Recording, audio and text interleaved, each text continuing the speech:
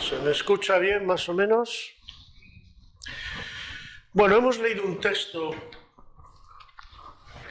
importante. No sé si se suele predicar mucho de esto tampoco, pero es muy conocido, creo, todos lo conocemos, ¿no? Y dice cosas importantes. Empieza diciendo: todas las cosas me son lícitas, mas no todas convienen. Todas las cosas me son lícitas, pero yo no me dejaré dominar de ninguna. Dice dos cosas para empezar el apóstol.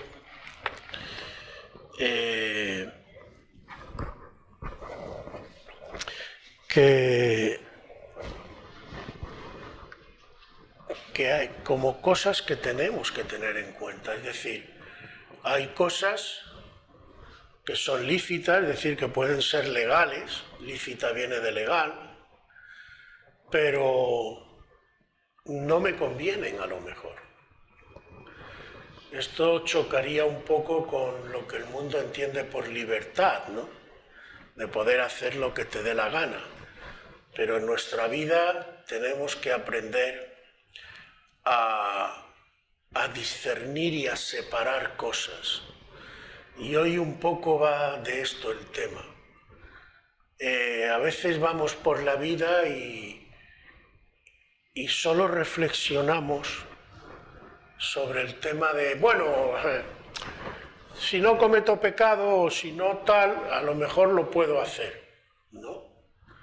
Pero aquí parece que el Señor, y ahora iremos desarrollando un poquito más el tema,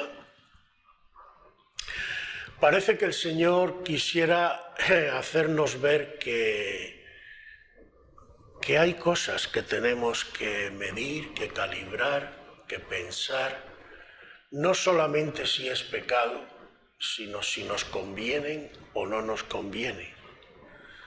Y luego da un segundo tema también muy importante. Puede haber cosas que no son pecado, pero dice aquí: yo no me dejaré dominar de ninguna. O sea, puede haber, por ejemplo, hay hábitos que a lo mejor no son muy sanos, esos hábitos. Y a lo mejor ni siquiera es pecado. Yo qué sé, por ejemplo, qué sé yo, la persona pues que hace poco ejercicio, pongamos por caso, que trabaja en una oficina y llega a casa y se sienta también y no se mueve. Bueno, eso en principio no es pecado, pero si te domina, si tú ya te has acostumbrado y no te mueves ni lo más mínimo, pongamos por caso, te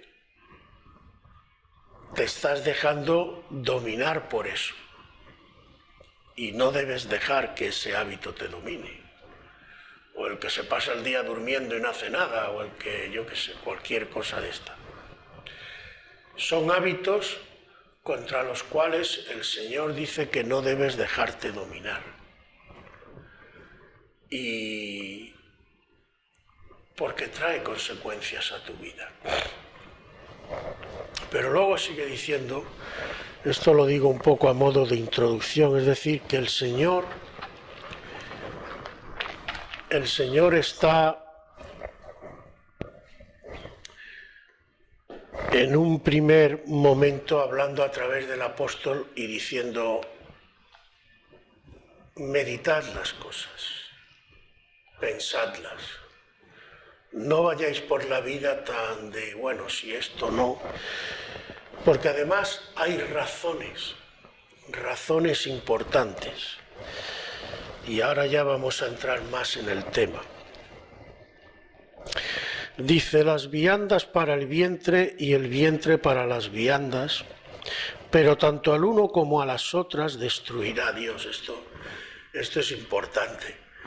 El Señor está diciendo a través del apóstol Pablo, las viandas, los placeres culinarios y todo eso está muy bien, dice, pero eso es para el vientre. Del vientre además luego el resto sale a la letrina y además tanto al vientre como a las viandas Dios las va a destruir porque este cuerpo no va a heredar el reino de los cielos. Entonces todo lo material corpóreo nuestro va a ser destruido. Así que entre líneas yo creo que se puede leer perfectamente lo que te quiere decir es ¿de qué sirve que dediques tanto tiempo? Esto sería un poco para los sibaritas y gente así, ¿no? Que la buena comida, el no sé cuánto, bueno, todo eso te va a desaparecer. Entonces, si te lo piensas bien, estás dedicando un tiempo y unas energías a algo que no te va a aprovechar, que no va a ser trascendente, porque ni siquiera vas a tener este cuerpo cuando estemos con el Señor. Este cuerpo está destinado a que se lo coman los gusanos, porque el cuerpo que tendremos con el Señor será un cuerpo distinto, un cuerpo espiritual, un cuerpo glorificado, que tiene otras características. Pero ahora dice, pero el cuerpo no es para la fornicación, sino para el Señor y el Señor para el cuerpo. Y Dios, que levantó al Señor, también a nosotros nos levantará con su poder. ¿No sabéis que vuestros cuerpos son miembros de Cristo? ¿Quitaré pues los miembros de Cristo y los haré miembros de una ramera? Dice el apóstol, de ningún modo.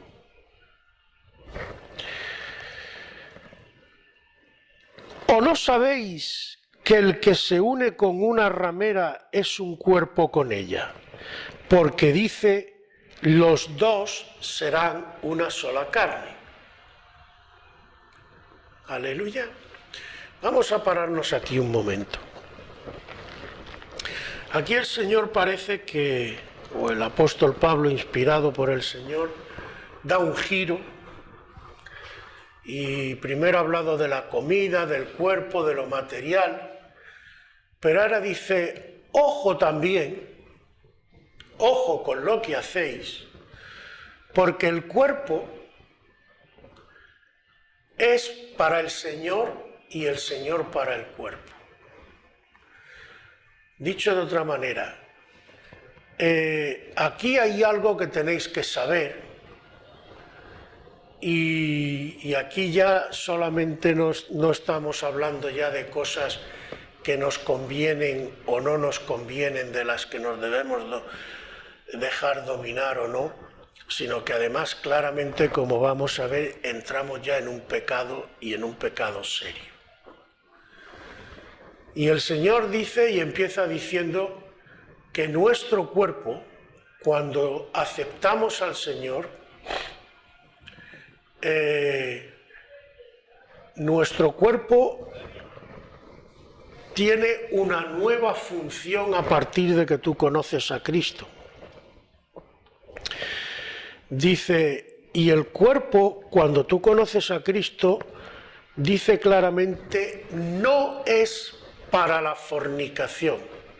La fornicación sería tener relaciones sexuales ilícitas y placeres y sobre todo relacionado con el tema sexual y relaciones que no sean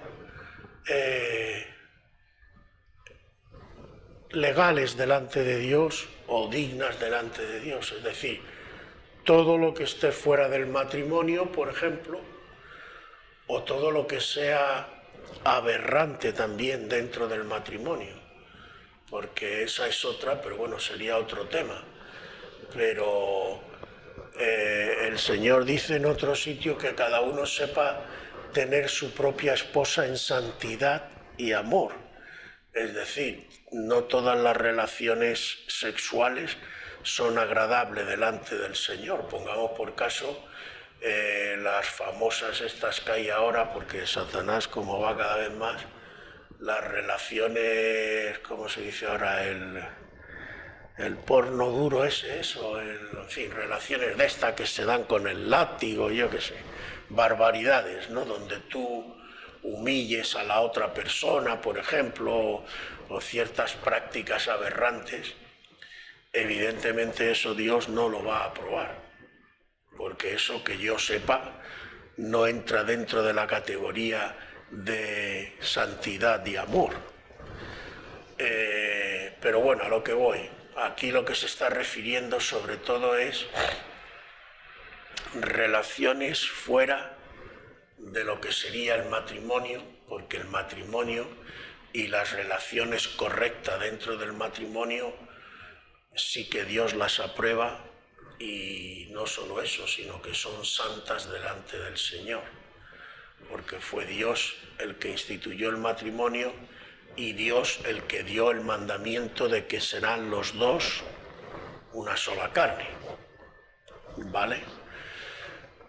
Por tanto, lo que el Señor está diciendo aquí es, ojo, porque desde el momento en que tú has aceptado al Señor, el Espíritu Santo, como dice aquí, dice: el cuerpo no es para la fornicación, sino para el Señor, y el Señor para el cuerpo. Y Dios, que levantó al Señor, también a nosotros nos levantará con su poder. ¿No sabéis que vuestros cuerpos son miembros de Cristo?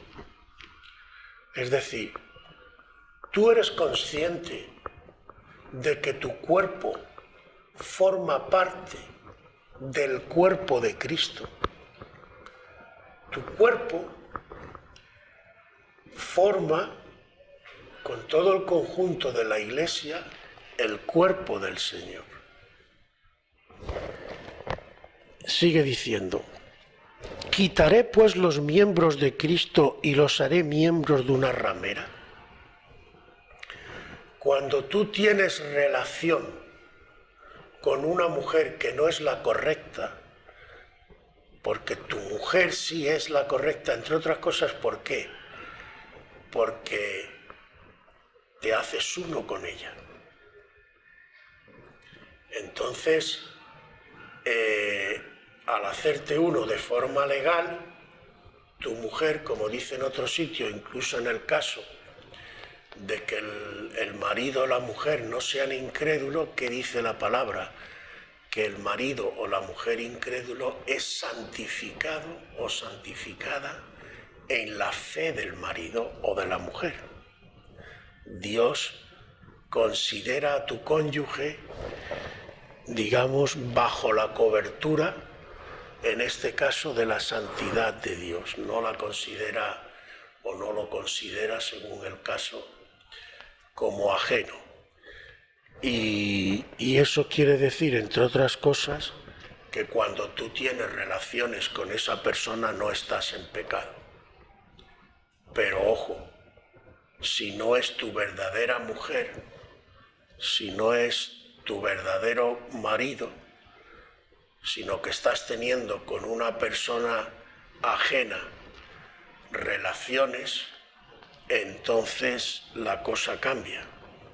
Porque entonces tú te estás haciendo una sola carne con alguien al que no te es lícito y con el que Jesús no puede participar.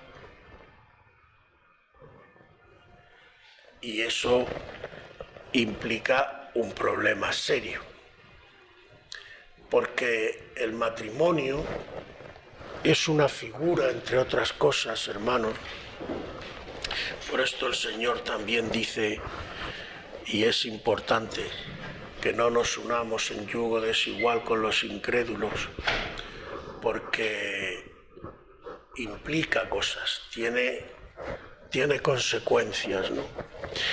Y Esto lo pongo un poco como introducción para lo que luego voy a decir que es más serio, pero es importante porque este ejemplo nos puede aclarar muchas cosas.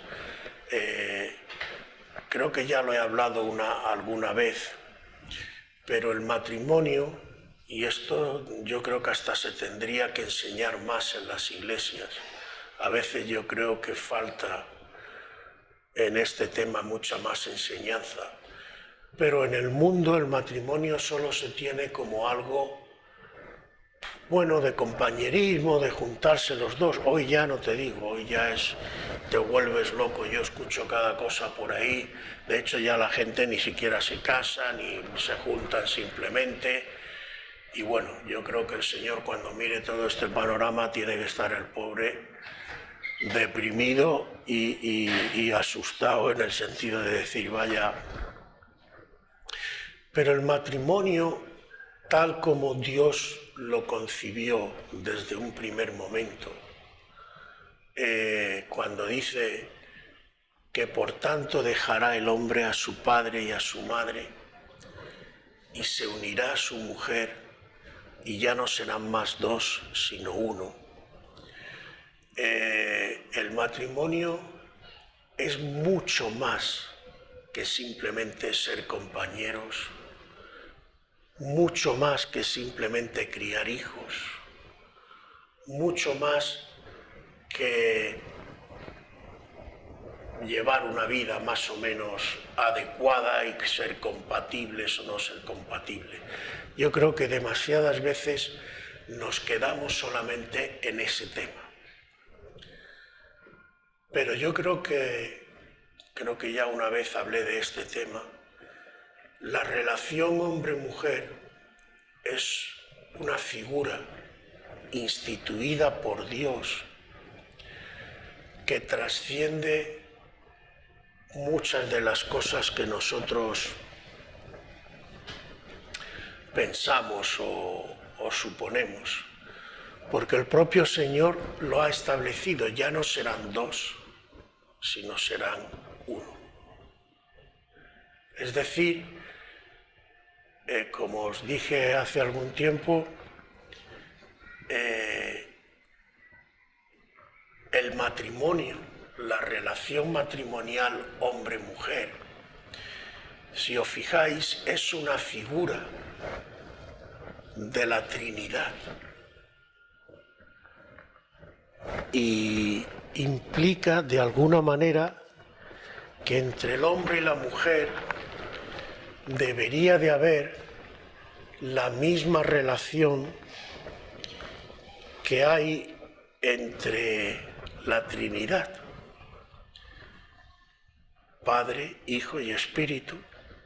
Los tres son tres personas distintas, pero los tres son el mismo Dios, son uno. Yo y mi Padre, dice Cristo, uno somos. Y aquí te da la clave de todo esto en el texto. Bueno, primero enfatizar y decir, cuando tú estás teniendo relaciones con una mujer que no te corresponde, tú estás rompiendo esto. Por eso el adulterio espiritualmente es figura de cuando la Iglesia o el creyente se va con dioses ajenos, porque es lo mismo. Es lo mismo. Es traicionar a tu Dios cuando te vas con un Dios ajeno, que no es el verdadero Dios, y es lo mismo que cuando en el matrimonio tú te vas con una mujer que no es la tuya y estás traicionando a tu mujer. Estás traicionando además un pacto, porque no te olvides que ahora ya no se dice, pero sobre todo en la época de Jesús se tenía muy claro, incluso se reunían las familias y se llamaba, porque tenía validez legal, contrato matrimonial. Es un contrato donde el hombre se compromete a una cosa y la mujer se compromete a otra, y a partir de ese momento nace una nueva entidad Antes de este momento eran dos. Él estaba con sus padres y ella con los suyos. Pero a partir de que se unen, ya dejan de ser dos y forman una unidad con todo lo que ello significa. Vuelvo a decir, no es solamente ser compañeros, consolarse, ayudarse, apoyarse, no, sí, eso forma parte del paquete. Eso podríamos decir que va en la maleta. Pero, ¿qué entendemos cuando el Señor nos dice que seremos uno? Que tenemos que formar una unidad. Ya no somos dos, somos uno. Eso va mucho más allá. Y ahora veremos algo. Entonces, espiritualmente hablando, pasa algo parecido cuando yo traiciono a Dios, porque es exactamente lo mismo. Y lo dice después. Dice, versículo 16, ¿no sabéis que el que se une con una ramera es un cuerpo con ella? Porque dice, los dos serán una sola carne. Y dice ahora, atención, pero el que se une al Señor, un espíritu es con él. Un espíritu es con él. Este es el problema y la bendición. Que tenemos que ser conscientes que el día que nosotros aceptamos a Cristo, y por eso hay que hacer la oración, invitarle a tu vida, que tú se lo pidas a Cristo y que Cristo venga. Pero yo no sé si somos conscientes de que a partir de ese momento, dentro de ti ha habido un cambio real.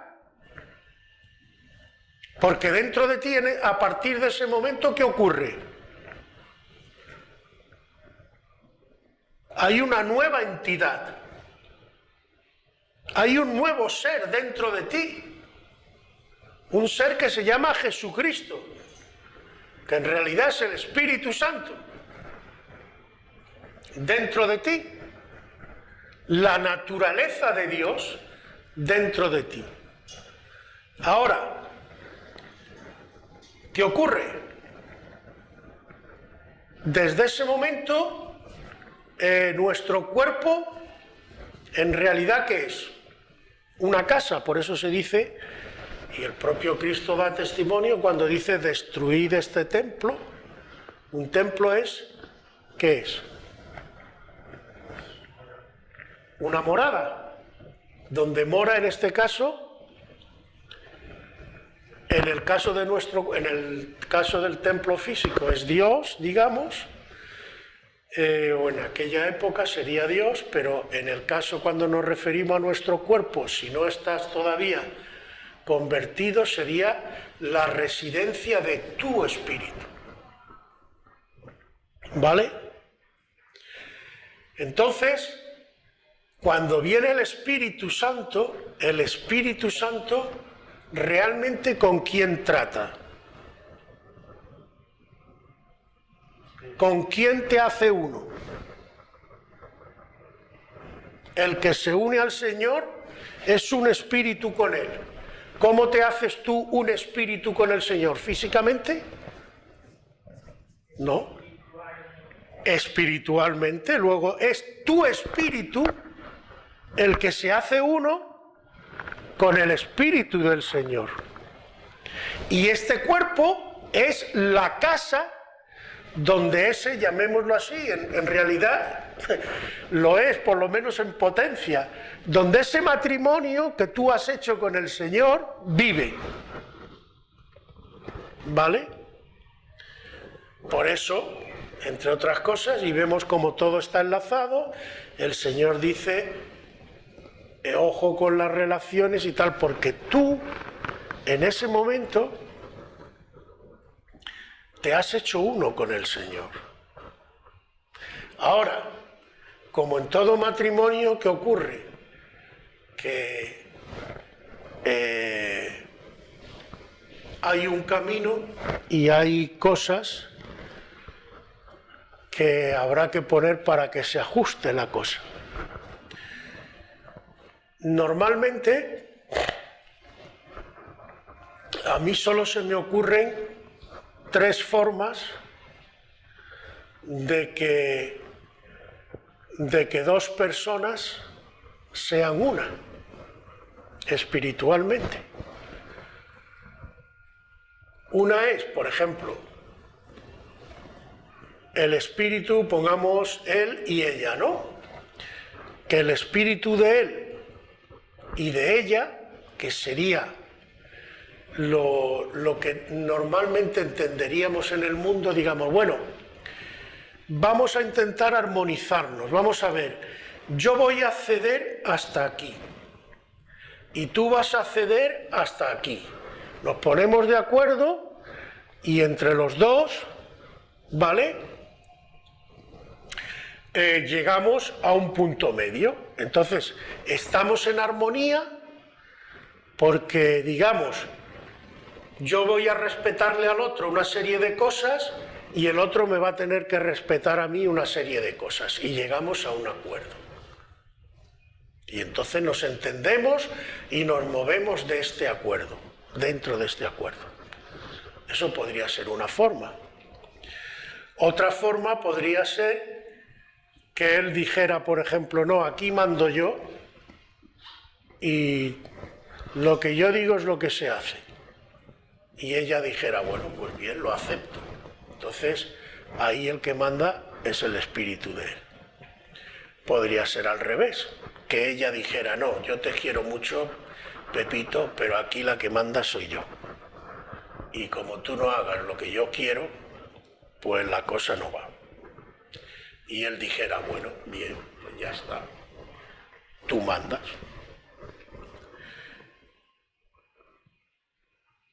¿Qué pasa cuando nosotros llegamos al Señor? Y no olvidemos que el matrimonio cristiano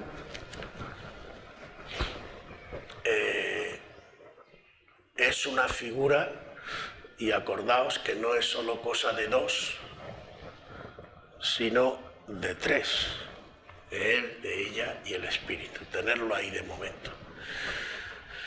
Pero en el mundo, de hecho, hay gente también que se lleva bien. Hay matrimonios que, aunque no sean cristianos, se pueden llevar bien. Y hay matrimonios que se llevan muy mal. Y hay matrimonios que a lo mejor se llevan bien simplemente porque a lo mejor ya ni se tratan. De hecho, últimamente cada vez se habla más, por ejemplo, de matrimonios que cuando viene la época de vacaciones y tienen que convivir más tiempo juntos, pues entonces vienen los divorcios, vienen las peleas y vienen cosas de este tipo, ¿no? Pero todo este panorama es lo que satisface la voluntad de Dios.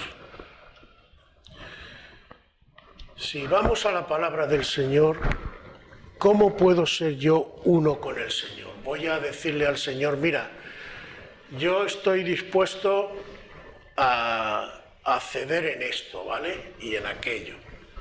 Pero mira, Señor, yo hasta aquí, esto como que no. ¿Tú crees que así yo me hago uno con el Señor?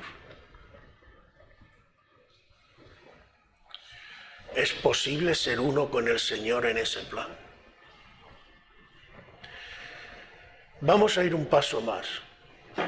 ¿Qué nos enseña el propio Cristo de su relación con el Padre en los días que visitó nuestra tierra y en los días que anduvo por este planeta?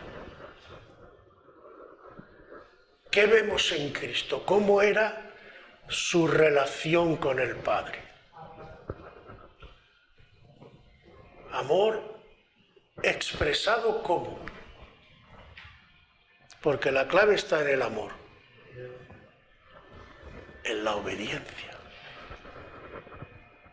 Y Jesús es el propio Dios, pero en su relación con el Padre fijaos que las pocas refriegas que tiene incluso con sus discípulos vienen sobre todo como causa, y se lo dice claramente a Pedro, por ejemplo, cuando le dice: apártate de mí porque pones tu mira en las cosas de los hombres y no en las cosas de Dios. Es decir, cuando nos unimos al Señor, como dice en otro sitio también, la preeminencia, la autoridad, la tiene que tener Dios. Entonces nuestra unión con Él tiene que ser una unión en la que, por pura lógica además, porque Dios, su autoridad ya sabemos que no la ejerce de forma caprichosa. Dios busca nuestro bien, pero necesita que le obedezcamos. ¿Por qué? Porque, bueno, hay varias razones, pero al hilo de lo que estoy hablando, porque Él es el perfecto, no nosotros. Entonces, yo no puedo hacer partícipe de perfección ninguna a Dios en mi relación con Él.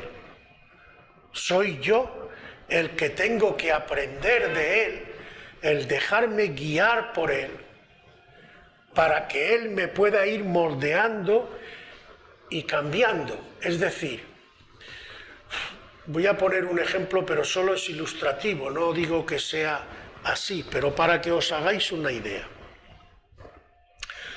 Cuando mi espíritu con el espíritu del Señor se unen, digamos que están así, ¿vale? Entonces, si yo permito que el Espíritu Santo vaya guiando, controlando cada vez más mi vida, de una forma amorosa, porque Dios nunca te va a obligar, como el propio Cristo nos da ejemplo.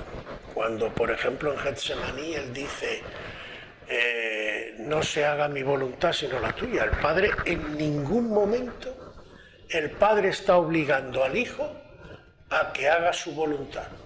En ningún momento.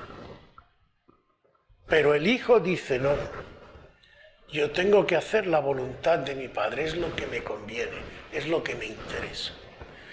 Entonces, si yo dejo por amor a Dios, vuelvo a decir, y ahora daré un matiz un poco más, pero el amor es la clave, pero vuelvo a decir, se manifiesta o se expresa ese amor cuando yo de verdad amo a Dios. Lo manifiesto a través de mi obediencia, es decir, los actos de obediencia a mi Dios de forma voluntaria, no de forma forzada. Por eso tiene que ser también de forma voluntaria, porque si fuera forzada, si Dios nos obligara, ya no sería un acto de amor, sería un acto de maltrato incluso. Yo te obligo, yo te hago, bueno, ya sí, lo he hecho, pero ni mi alma, ni mi corazón, ni nada está en lo que estoy haciendo, porque lo estoy haciendo obligado. Y Dios no es eso lo que quiere. Entre otras cosas porque Dios quiere ser uno con nosotros.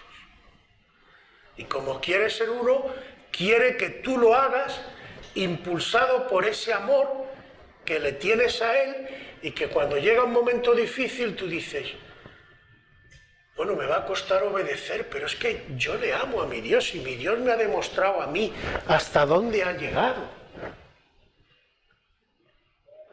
Es que Dios va a querer, si Dios me quiere hacer pasar por aquí, yo no entenderé, pero algo tiene que haber. Detrás de esto, algo tiene que haber. Mi Dios no me va a pedir, y bueno, y si mi Dios me lo pidiera, que diera mi vida por Él, bueno, mi amor por Él es lo suficientemente fuerte como para decirle: aquí me tienes, Señor. Si tú has muerto por mí, y tú sí que lo has hecho de verdad, me voy a considerar más que tú. Pero vuelvo a decir, por amor, tú te entregas a Dios. Y no olvidemos que la Iglesia es la esposa de Dios. Y la esposa es la que se suele decir que se entrega al varón.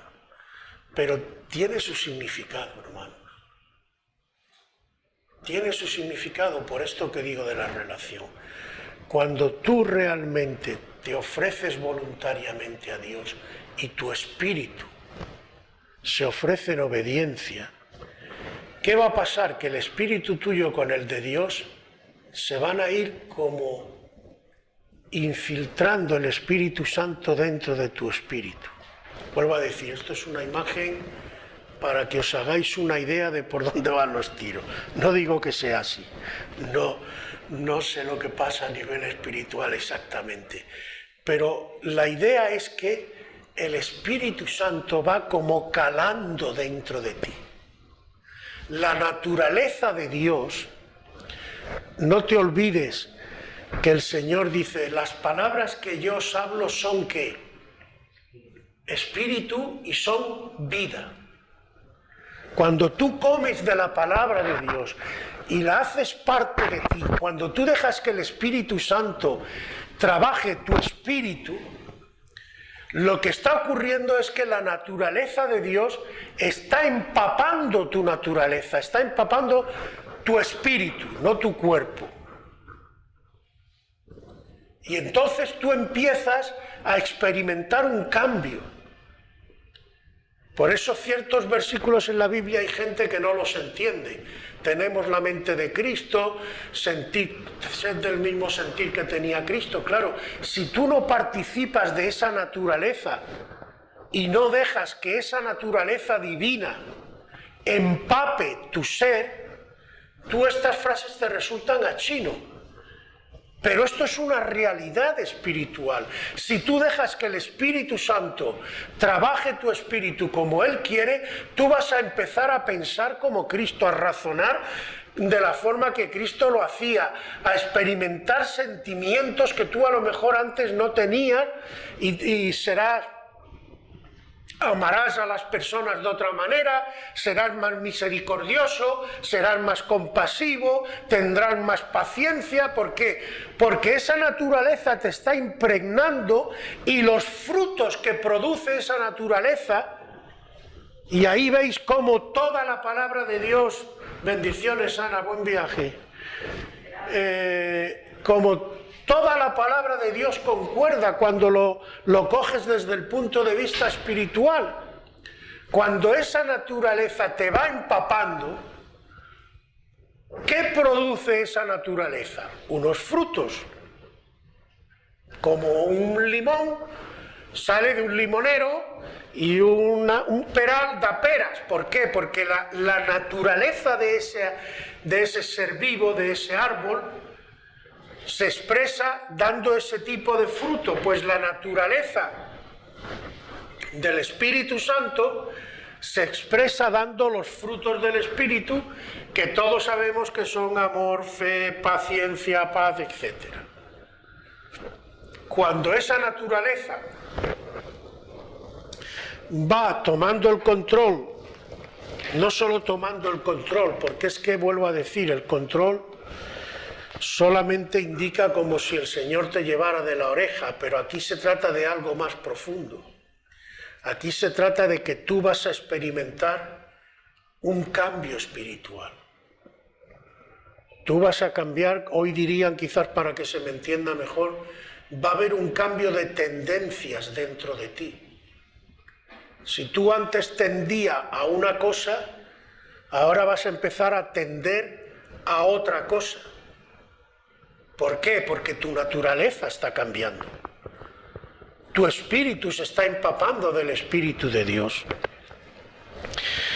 Entonces, esta es la clave, que nosotros a nivel espiritual, y por eso también se entiende todo lo demás, hermanos, lo mismo que lo que he dicho antes de no os unáis en yugo desigual, de no tengáis relaciones fuera del matrimonio, porque en definitiva la naturaleza de Dios, en este caso además, te tiene que llenar a ti, pero no solo te tiene que llenar a ti.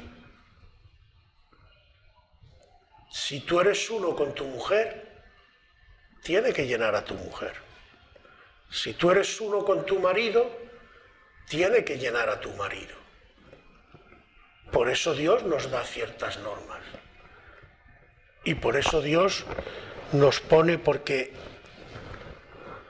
en definitiva, al final de todo lo que se trata, como dice en otro sitio, para que Dios sea el todo en todos. Está muy claro. Para que la naturaleza de Dios, el Espíritu de Dios, al final de todo este proceso sea el que lo llene todo y el que lo impregne todo. Aleluya. Y por eso te dice, huid de la fornicación. Cualquier otro pecado que el hombre cometa está fuera del cuerpo, mas el que fornica contra su propio cuerpo peca. Tú tienes que tener muy claro que tu cuerpo es templo del Espíritu y no puedes hacer partícipe al Espíritu Santo de ciertas cosas que van en contra de la voluntad de Dios.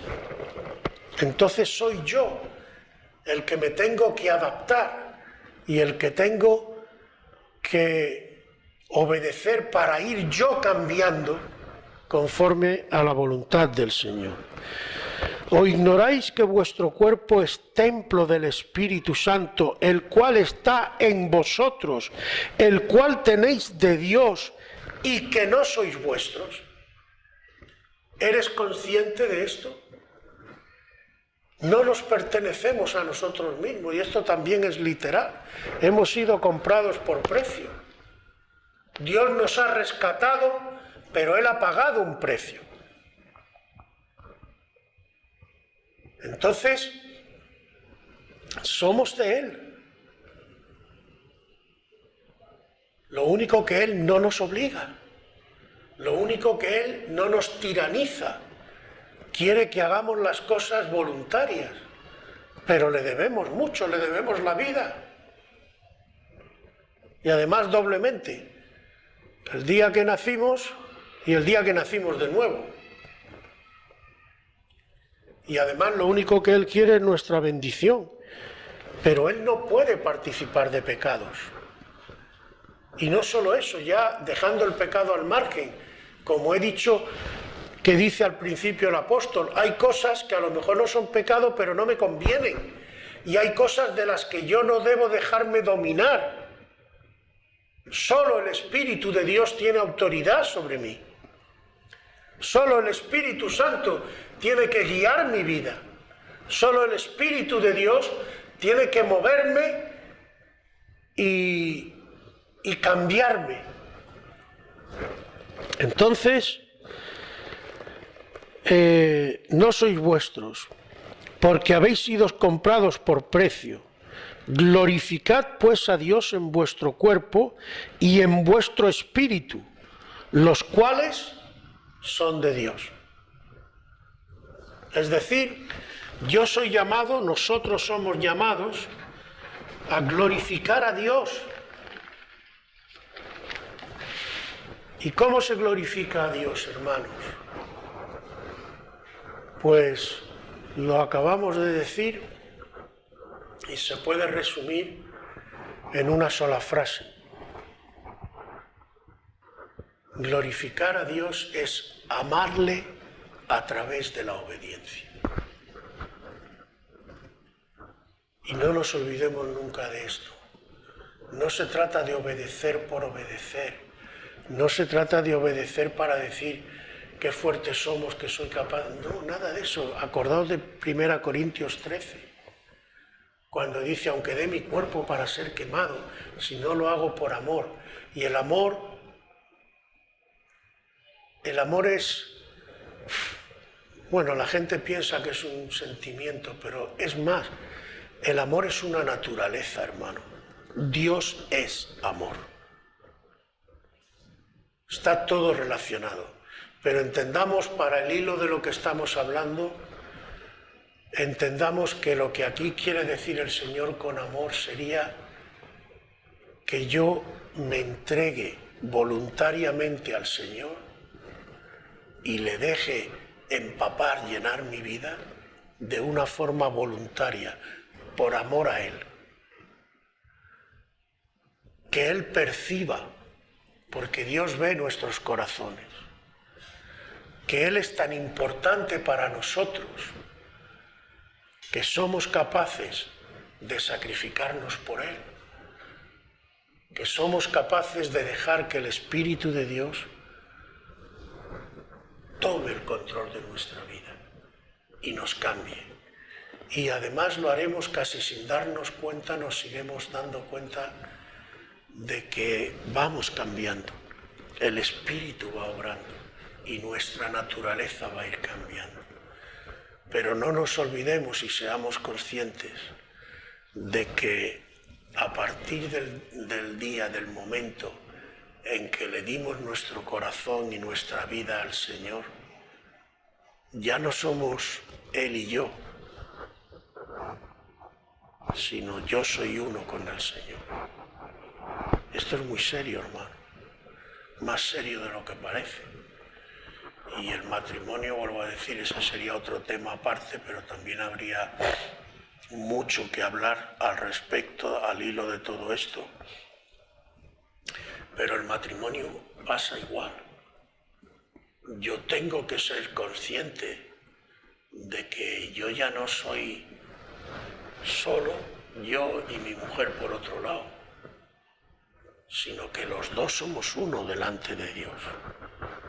Y tenemos todo lo que ello implica, el gozo, la bendición, pero también la responsabilidad, también la funcionalidad de cómo vamos a funcionar. Por eso Dios ha dado un orden que también juega en este papel, pero eso ya sería otro tema. Pero en definitiva y fundamentalmente, seamos conscientes desde que yo me convertí, conocí al Señor, yo soy uno con Él en espíritu. Y tengo que dejar, tal como he dicho, que Él sea el que vaya tomando el control cada vez más. Amén.